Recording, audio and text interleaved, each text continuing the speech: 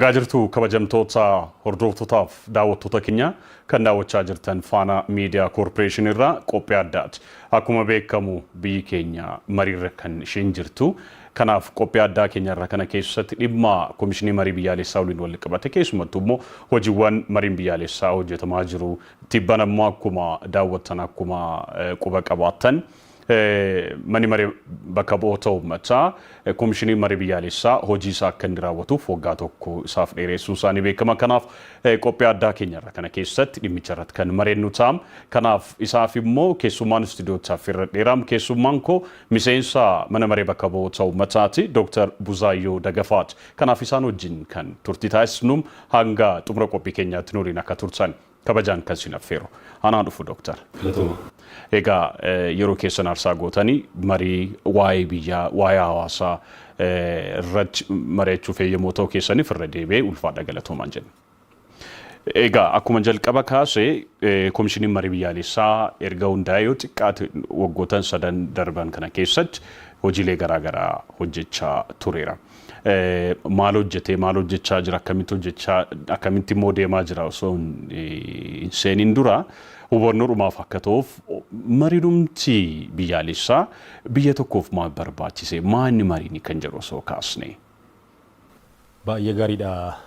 Jalqaba irratti guddaa galatooma jecha mariin biyyoolessaa kan barbaachisuu fi biyyi tokko gara tokkummaa irratti akka deemtuuf gara waliigalteetti akka deemtuuf dhimmoonni biyya tokko keessatti ijoo dubbii ta'anii madda wal dhibdee ta'anii biyyi sun gara fuulduraatti akka hin deemne misoomaan, siyaasaan, dinagdeedhaan, hawaasummaadhaan akka hin guddanne gufuu wantoonni ta'an sabaaf sablammoota biyya sana keessa jiraatan gidduutti ajandaan waliinii waloo irratti waliigaluun yoo dhibe mariin biyyoolessaa gaggeeffamee ajandaan sun hiika argataa jechuudha. Yookiin immoo biyyi tokko lola boodas gaggeessuus ni danda'a jechuudha. Lolli tokko gaggeeffamee lola booda marii biyyoolessaatiin waa hunda xumuruunis ni danda'ama jechuudha. Carraan akkasii kun yeroo hunda deddeebi'ee biyya tokkoof hin dhufu biyyi tokko marii biyyoolessaa kan gaggeessu yeroo tokkodha. Yeroo tokko yoo jabaate jechuudha. Kanaaf walumaa galatti rakkoo madda wal dhibdee ta'an furuudhaaf marii biyyaalessaa gaggeessanii saboonni biyya sana keessa jiraatan tokkummaadhaan biyya isaanii akka jaallataniif kan gaggeeffamudha jechuudha walumaa galatti. Egaa akkuma jalqaba kaasee isin miseensa Mana Marii bakka bu'oota uummataati. Gaafa Komishiniin Marii Biyyaalessaa hundeeffamus achuma keessa jirtu. Adeemsicha osoo ilaalle namoonni Komishinii Marii Biyyaalessaa keessatti yeroo ammaa kan hojiirra jiran karaa ittiin isaan filataman karaa iftoomina qabu karaa teekinooloojiitiin hawaasni yookiin lammiin kan biyya alaas kan biyya keessaas waan naataa yookiin qaama naataa jedhu akka inni filatuuf carraan kennameef ture. Adeemsicha achi keessa turta waan ta'eef osoo xiqqoo kaasne.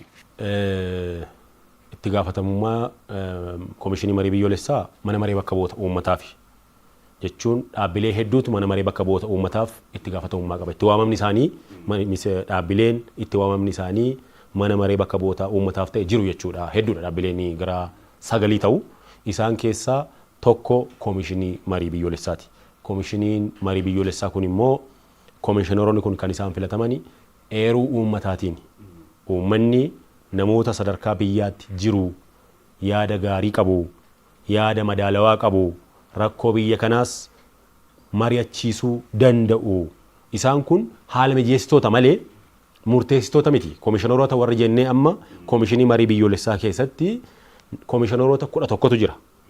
Komishineeronni 11 kun hundumtuu isaan kun haala mijeessitoota. Haala mijeessu kana jechuun uummanni gaaffii qabu ajandaa qabu kennata. Fakkeenyaaf naannoon Oromiyaa ajandaa kennateera. Naannoon Beenishaangul ajandaa kennateera. Naannoon Somaalee ajandaa kennateera. Naannolee amma hammaatti naannolee lamarraa kan hafe naannoleen jiran ajandaa isaanii dhimmi kun akkana ta'uu qaba kan jedhu ajandaa kennataniiru jechuudha.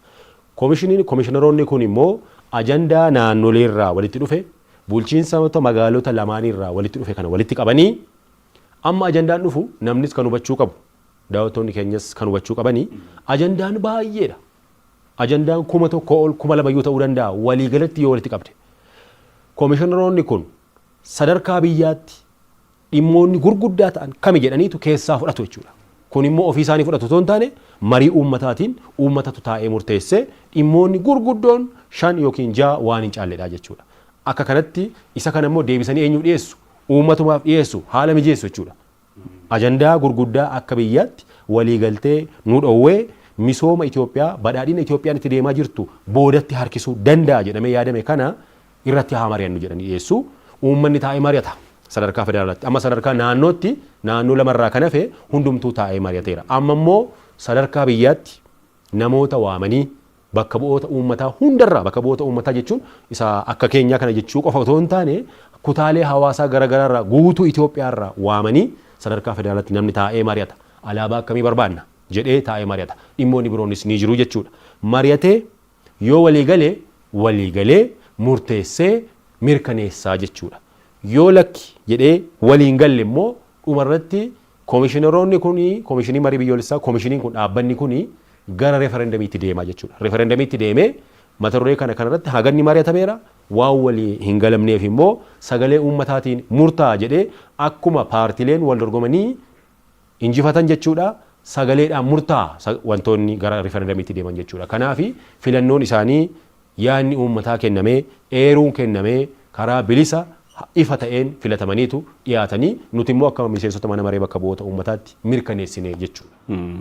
Kanaaf amma adeemsicha iftoominaan gaggeeffame sanarraa biyyi maal barachuu dandeessi? Kana dura waan hin turre karaa teekinooloojiitiin karaa iftoomina qabuun hawaasni waan naataa jedhu waan isa barbaade iftoominaan gaggeeffamuun sun mana maree bakka bu'oota uummataatiif yeroo jalqabaaf natti fakkaata yoon dogongoruu baadhe. Kanaaf maalirraa baranna?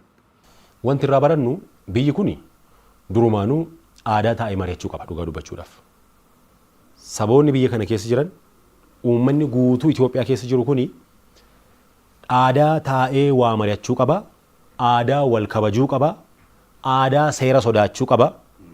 Dhimmi kamiyyuu yoo jiraate immoo hamma wal ajjeechaatti jechuudha yoo jiraate illee taa'ee karaa nagaatiin furuu aadaa duruma saboonni biyya kana keessa jiran qabanidha malee waan haaraa miti jechuudha. Adaraa seeraa yoo namni namaan jedhee inni dhaabata qofaa ta'e illee amma bosona keessa bakka wayiitti jechuudha namni wayii yoo akkas jedhe namni wayii hin dhiisa jechuudha namni ittiin rukutamuuf ka'u yookiin walaluuf deeman sun jechuudha. Maal jechuudha bakka namni olaantummaa seeraaf qabu bakka namni safuuf qabu bakka namni mariif qabu bakka namni olaantummaa seeraaf qabu durumayyuu jechuudha baay'ee guddaadha. Kanaaf biyyi kun sirna mootummaa adda addaa keessatti eegamee tiksamee kan as ga'ee fi seera mootummaan baasu qofaa miti yookiin waan paartileen jiraatan qofaa miti waan militariin jabaa ta'eef dhiises qofaaf miti jechuudha.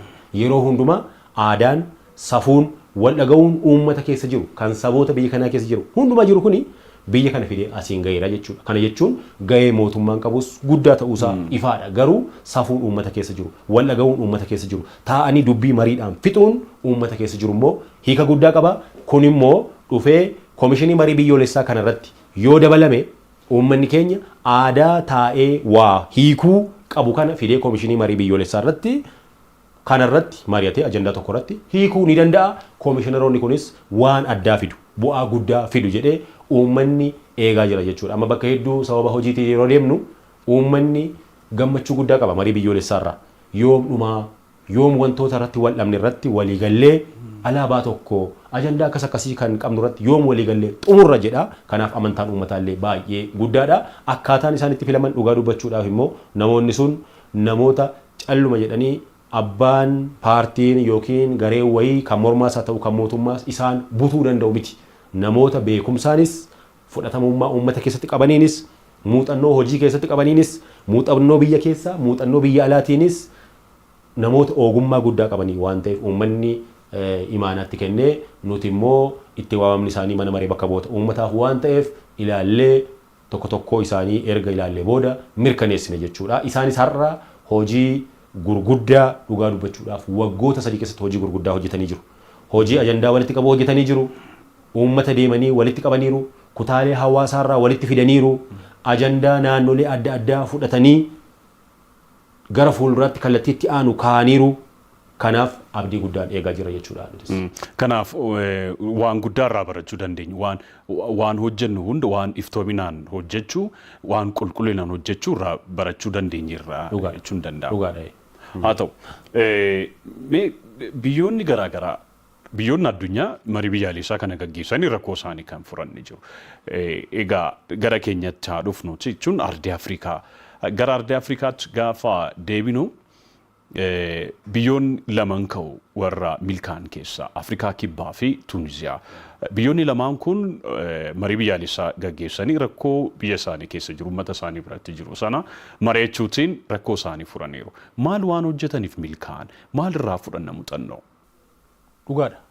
Gaaffii kee fi guddaa galatoomii mariin biyyoolessaa biyyoota itti milkaa'e qaba biyyoota itti hin milkoofnes qaba jechuudha akkuma tu kaafte. Milkaa'uu fi milkaa'uu dhabuun marii biyyoolessaa immoo kan inni irratti hundaa'u inni guddaan faaktaroota hedduutu jira sababoota hedduutu jira jechuudha. Inni guddaan garuu bu'uura ta'ee qorannoon adda addaa kan mirkaneesse hirmaachisummaadha. Biyyoonni hirmaachisummaan isaanii gaarii ta'e mariin biyyoolessaa biyya sanatti milkaa'ee jira jechuudha. Biyyoonni hirmaachisummaan isaanii gaarii hin taane immoo mariin biyyoolessaa isaanii fashalaa'ee yookiin kufee jira jechuudha. Milkii malee hafee jira jechuudha. Kanaaf ijoon dubbiin marii biyyoolessaa keessa jiru hirmaachisummaadha. Qaama hundarraa, garee hundarraa, mormitootarraa, warra hidhatanirraa, kutaalee hawaasaa adda addaarraa, namoota uummata biyya keessa jirurraa, uummata biyya sanaa ta'ee diyaaspooraa ta'ee biyya alaa jiraaturraa yoo hirmaachisummaa gaariin jiraate namni dhimmi biyya kanaa na laallata jedhu hundumtuu achi keessatti yoo hirmaate mariin biyyoolessaa ni milkaa'a jechuudha. Yoo garuu garee tokko kuttee garee tokko qofaa fudhattee garee biroon sun yaada sana qabatee waan hafuu fi gareen dhufe kun immoo qofaasaa milkii fiduu hin danda'u. Walumaa galatti hirmaachisummaan dubbii ijoo milkaa'uu fi milkaa'uu dhabuu marii biyyoolessaa keessa jirudha jechuudha. Biyyoota milkoofne keessaa irra deddeebi'ee yeroon ragaa walitti qabadhu kanan argan Yemanii fi Sudaan Kibbaati. Waan amma jenne kana waan hin raawwanneef keessaa tokkommoo wanti jedhame tokko isinis waa kaastan ajendaalee hedduu ajendaaleen xiqqaa guddaan qabu rakkoon qabu garuu immoo ajendaa hundarratti gaafa osoo keessaan calalin jechuu barbaadeetiin irratti mari'achuun xiqqoo mariin biyyaalessaa kun osoo akka milkoofneef gahee qaba. Biyyoonni akka amma jalqaba kaase Yemanii fi Sudaan Kibbaa rakkoo kanaaf saaxilamaniiru jedhanii ragaan ba'an jiru. Dhugaadha. Amma akkuma jalqaba kaase marii biyyoolessaa keessatti ajendaan jiru gaaffii uummanni qabu baay'eedha. Garuu fakkeenyaaf namni dhimma qaala'insa jireenyaa marii biyyoolessaa fiduu hin danda'u. Dhimmoota sadarkaa aanaarra jiran gara marii biyyoolessaatti fiduu hin danda'u. Mariin kun maqaan isaayyuu marii biyyaalessaati. Sana jechuun ajandaawwan akka biyyaatti naannolee hunda keessatti waliigaltee nu dhowwan irratti kan mari'annu malee marii naannoo miti. Marii godinaa miti. Marii aanaa yookiin kan gandaa miti jechuudha. Akka biyyaatti fakkeenyaaf naannoo Oromiyaa yoo fudhanne akka biyyaatti sadarkaa federaalaatti dhimmoonni kun kana naaf haa ta'uu akkasittan barbaada jedheetu naannoon Oromiyaa ajandaa dhiyeeffata jechuudha fakkeenyaaf. Garuu ajendaaleen sun dakaa'uu dhufu. Dakaa'uu dhufu dhugaadha. Garuu yoo filatan godaa yoo dhufan yookiin dakaa'uu dhufanis waan sadarkaa naannoo miti kan isaan gaafatan. Waan achitti deebi'uu qabu miti. Waan achitti deebi'uu qabus miti waan akka biyyaatti ajandaa akka biyyoolessaatti qabnudha malee fakkeenyaaf heera mootummaa yoo jenne waa'ee afaan Oromoo afaan hojii federaalaa ta'uu yoo jenne waa'ee alaabaa yoo jenne waan walooti malee amma waan naannoo Oromiyaa qofa miti jechuudha. Maaliif ajandaan kenninu ajandaa hunda keenya waliin nu taasisee garuu akkas ta'uu qaba kan jennee irratti yaada kennudha jechuudha malee ajandaa jiru hundumaa yoo finnee gara marii biyyoolessaatti hiikamu jenne biyyi akkas godhes hin jiru. Muuxannoodhaan jechuudha biyyoota Awurooppaa keessas, Eeshiyaa keessas, Afrikaa keessas biyyi ajandaa kenname hundumarratti mari'ate hin jiru. Ajandaan sun ni fudhatama. Akkuma maqaasaa marii kun marii biyyoolessaati, marii biyyaalessaati jechuun akka biyyaatti wantoota dhimmoota waliigaltee nu dhorkan irratti mari'anna. Koomishiniin kun garuu ajandaa walitti qabe kan ammoo isa kaan ni gataa hin gatu. Kan biyyaalessaa fudhateetu kan sadarkaa naannootti furamu immoo naannoleef deebisuun isaa hin hafuu jechuudha. Naannoleef ni deebisa jechuudha. Sadarkaa naannootti waan fudhatamu. Fakkeenyaaf amma akka naannoo Oromiyaatti yoo fudhanne alaabaa naannoo Oromiyaa kana nuuf haa ta'uu barbaanna irratti mari'achuu barbaanna jedhame alaabaan biyyaa immoo kana irratti nuuf haa ta'u jedhee koomishinii mariif ajandaan kennameera yoo ta'e koomishinii marii biyyoolessaa alaabaa kan sadarkaa federaalaa akka irratti mari'atamuuf fudhateetu alaabaa naannoo Oromiyaa garuu kamnuu wayyaa irratti naannoof deebisee akka gorsaatti irratti mari'adhaa jechuu danda'a jechuudha. Isa kana naannootu mari'atee biyya naannoo isaa waliin xumurata malee ajandaa hunda gara marii biyyoolessaatti finnee waan xumuru miti. Ajandaawwan gurguddaa ijoo ta'anii akka biyyaatti waliigaltee nu dhorkan irratti mari'atamee taa'amee waliigalteen erga waliigalamee booda biyyi kun biyya badhaate biyya misoomaan guddate taasisuudhaaf kan irratti mari'attudha jechuudha marii biyyoolessaa. Haa ta'u egaa komishiniin marii biyyaalessaa erga hundeeffamee naannolee jalqabas kaasaa turtan naannolee gara 10 fi bulchiinsa magaalota 2 keessatti ajandaalee walitti qabeera. Adeemsichi akkam ture? Hojiin komishinii marii biyyaalessaa kun hojjete akkamitti ilaaltu? Adeemsichi baay'ee gaarii ture dhugaa dubbachuudhaa fi waggoota 3 keessatti hojii isaan hojjetanii hojii baay'ee nama ajaa'ibu, hojii baay'ee abdachiisaa ta'e, hojii abdii namatti horudha kan isaan hojjetan. Maaliif seete akkuma namni hedduun beeku rakkinoonni tokko tokko biyya kana keessa jiraniiru. Sana jechuun waggoota 5 kana keessa amma wal loluun jira. Qaamonni hidhatanii sochiidhumaaf illee jechuudha namoonni mariif illee yeroo socho'an haala mijataa keessatti illee hin turre. Haa ta'u garuu komishineroonni kun komishinii marii biyyoolessaa kun immoo haala hunda kana dandamate obsaan jechuudha maloota adda addaatti fayyadamee haala mijeessitoota sadarkaa godina, sadarkaa naannoo, sadarkaa aanaa gandaan illee filatee namoota hojii kana hojjetan jechuudha. Namoonni bakka hundarraa otoo hin hafin hirmaachisummaan komishinii marii biyyoolessaatiin kan Itoophiyaatiin mirkanaa'e dhugaa dubbachuuf baay'ee ajaa'ibsiisaadha jechuudha. Kanaaf akkaataa isaanitti deemanis, akkaataa isaanitti hirmaataa filatanis, akkaataa isaanitti sadarkaa naannootti hirmaataa hunda walitti fidanii naannoorraa ajandaa fudhatan dhugaa dubbachuudhaaf hojii baay'ee guddaadha. Kun kan nutti agarsiisu bu'a qabeessummaan marii biyyoolessaa abdachiisaa ta'uu isaati jechuudha walumaa galatti.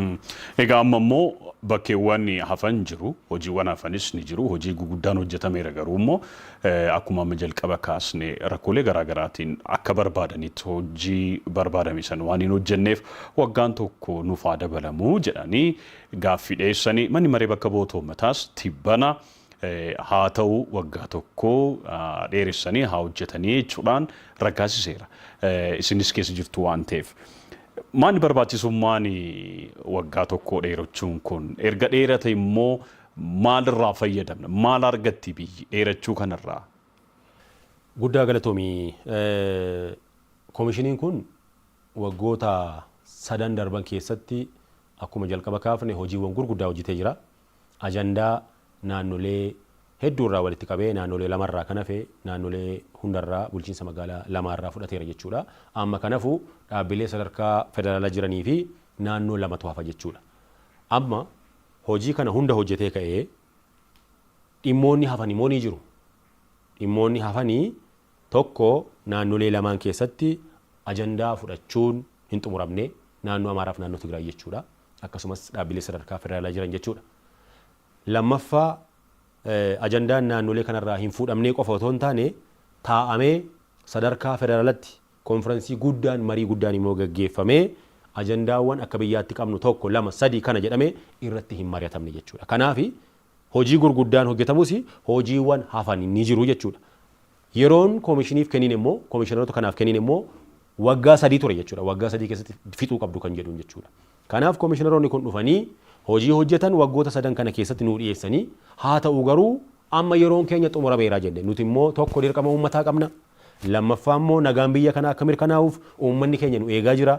Itti waamamni komishinii marii biyyoolessaa immoo mana maree bakka bu'oota uummataaf waan ta'eef callisnee fixaniitu jechuu hin dandeenyu jechuudha. Maaliif kun gaaffii uummataarraa ka'eetu kun kan dhaabate carraa guddaadha.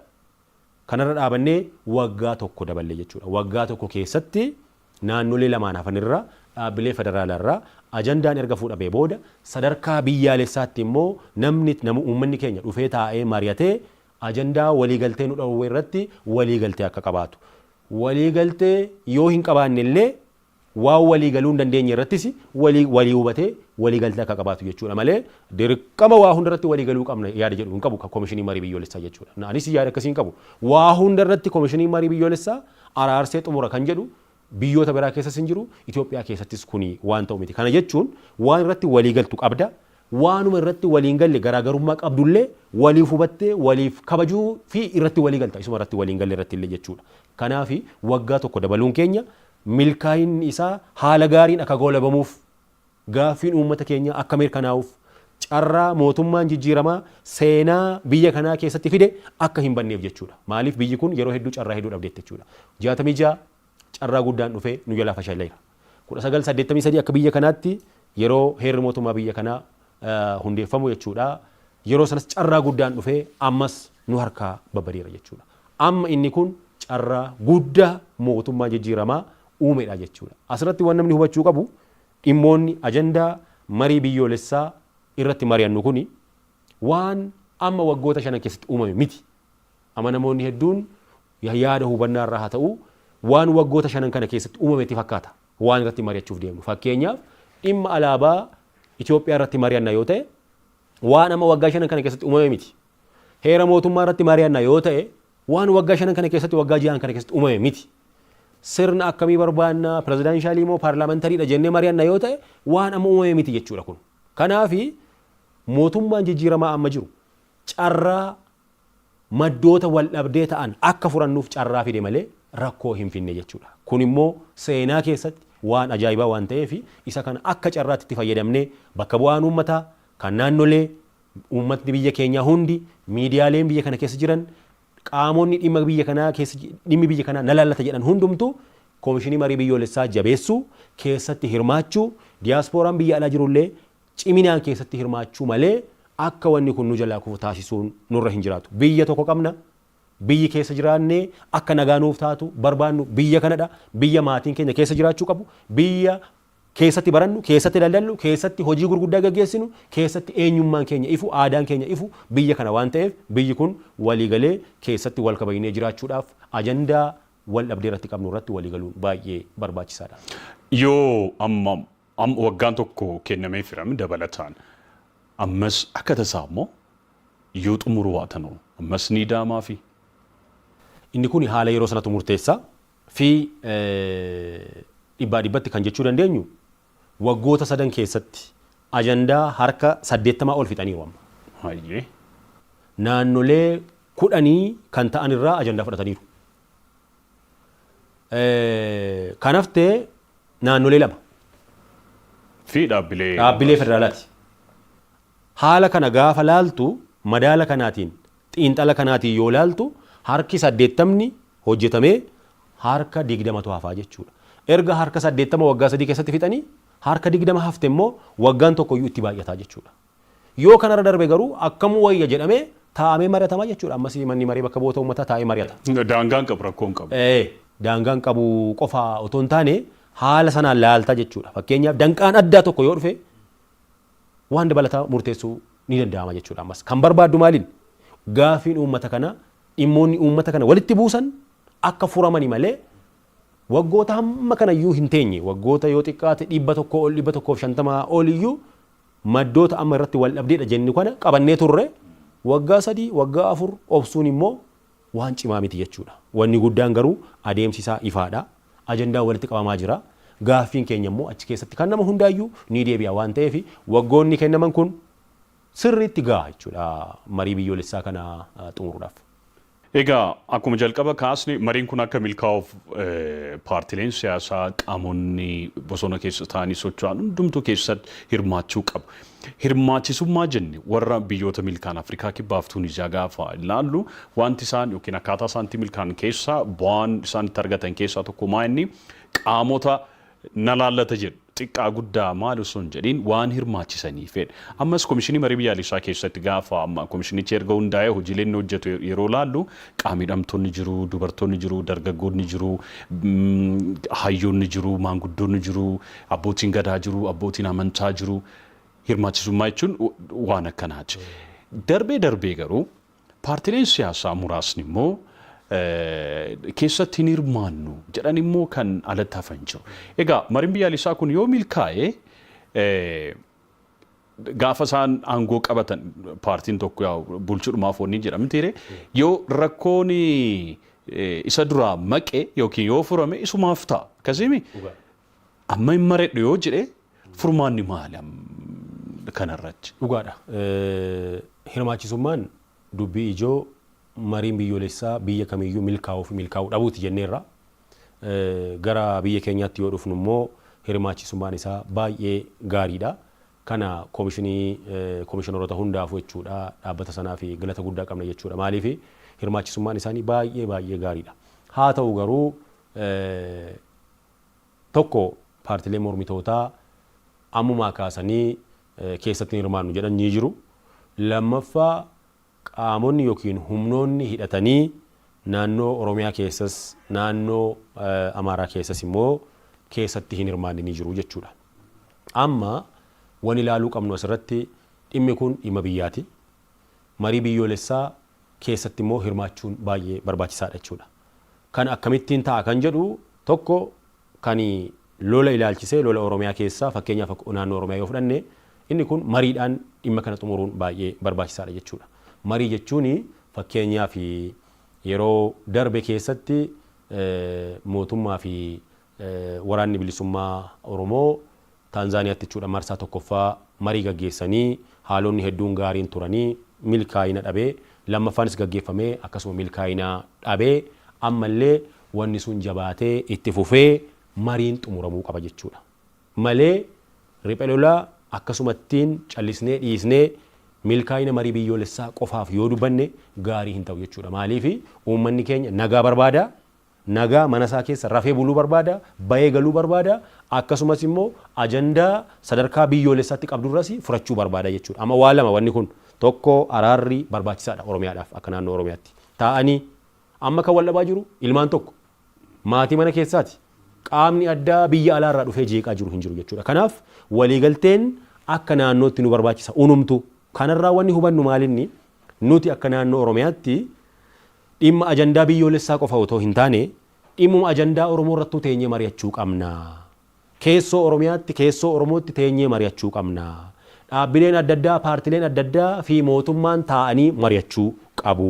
Alaabaa irratti haa ta'uu, akkaataa aangoo irratti haa ta'uu, akkaataa fuuldura Oromoo irratti taa'anii mari'achuu qabu jedhee uummanni isa kana yeroo hedduudhaaf waggoota hedduu gaafataa jira jechuudha. Ammas kanaaf ani akka yaada kootti wanni ta'uu qabu paartileen mormitootaa Oromoo Oromiyaa keessa jiran mootummaa waliin taa'anii mari'atanii xumuruun gara nagaatti deemuun baay'ee barbaachisaadha. Ammas jalqabbiin tokko tokko miidiyaalee hawaasaa irra ni jira jechuudha. Paartileen mormitootaa fi waan akkas kan jedhu jechuudha. Kun milkaa'inni isaa cimee itti fufuu qaba. Karaa biraatiin humnoonni hidhatanii Oromiyaa keessa jiranii fi mootummaa gidduutti ammas mariin eegale jabaatee cimee itti fufuu qaba. Yoo akkas ta'uu baate fakkeenyaaf sadarkaa biyyoolessaa qofaa irratti ajandaa biyya irratti waliigallee kaane waggaa tokko kennine booda ammas Oromiyaa keessatti namni ni du'a yoo ta'e hiika nu jalaa dhabaa jechuudha.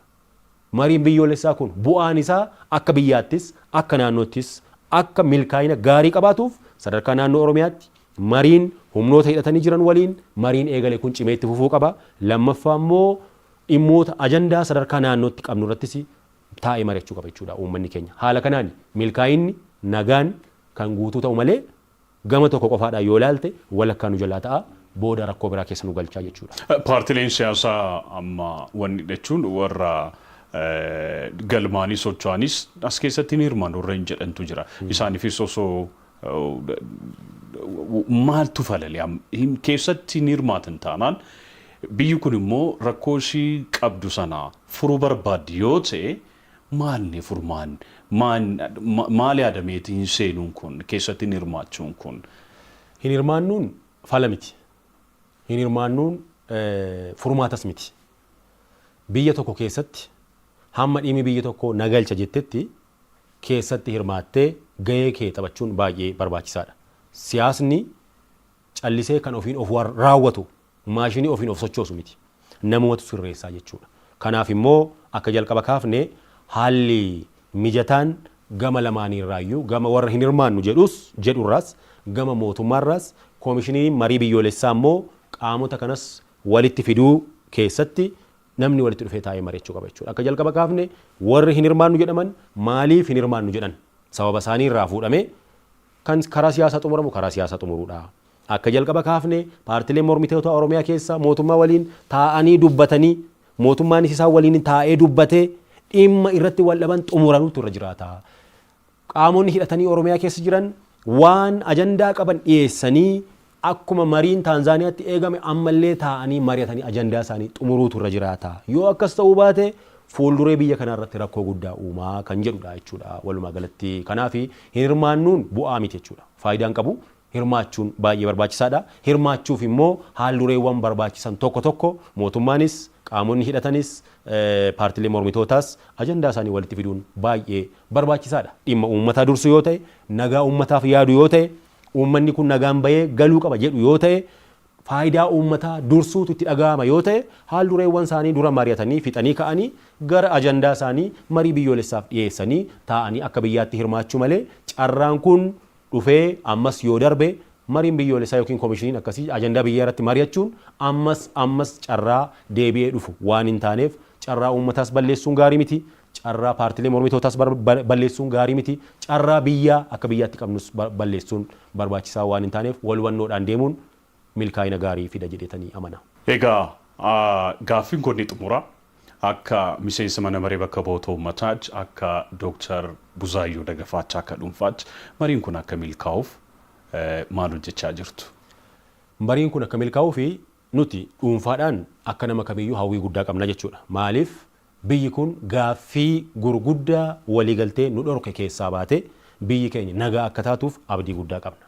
Akka bakka bu'aa uummataatti immoo uummanni keenya nuti bakka buune tokko lolli Oromiyaa keessaa dhaabatee lolli naannoo biroo keessaas dhaabatee namni taa'ee mari'atee nagaan akka bu'u fedhii guddaa qabnaa jechuudha. Miidhamuun uummata keenya, nagaa dhabuun uummata keenya, boo'uun uummata keenya nuufillee gadda waan ta'eef uummanni keenya gadda kana keessaa ba'uu qaba. Akka sadarkaa biyyaatti immoo akka bakka bu'oota uummataatti jechuudha. Koomishiniin kun itti waamamuun isaa mana maree bakka bu'oota uummataaf waan ta'eef hordoffii to'annoo jiru hundumaa ni taasisna jechuudha. Akkaataa dambii mana marichaatiin akkaataa dambii koomishiniin kun ittiin hundeeffameef seeraan hundeeffame waan ta'eef adeemsa seeraa akka eeganii hamma dhumaatti akka isaan hojii kana xumuraniif jechuudha. Walabummaadhaan bilisummaa mataa isaaniitiin ajandaa walitti qabanii biyyi kun waan irratti wal dhabe irratti akka walii galu akka taasisaniif immoo dhuunfaadhaanis akka dhaabbata mana maree bakka bu'oota uummataattis abdiidhaan eegna jechuudha.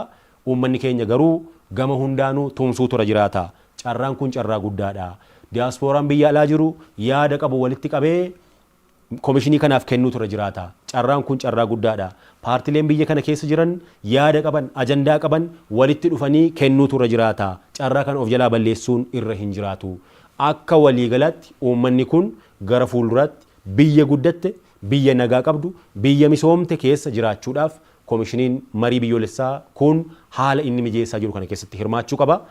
Waan waliigaltee nu dhowwu sadarkaa Oromiyaa immoo teenyee mari'achuun baay'ee murteessaadha jechuudha. Baay'ee ulfaadha galatooma. Isinis galatooma. Baay'ee kabajamtoota daawwattootaaf hordoftoota keenya dhimma marii biyyaalessaa waliin wal qabatee miseensa mana maree bakka bu'oota uummataa kan ta'an Dooktar Buzaayyoo Daggafaa wajjin mariin taasifnee kana fakkaata. Jalqaba kaastanii hanga ammaatti waan nu hordoftaniif ulfaadha galatooma. Qophiileen keenyaaf itti fufuu nagaatti.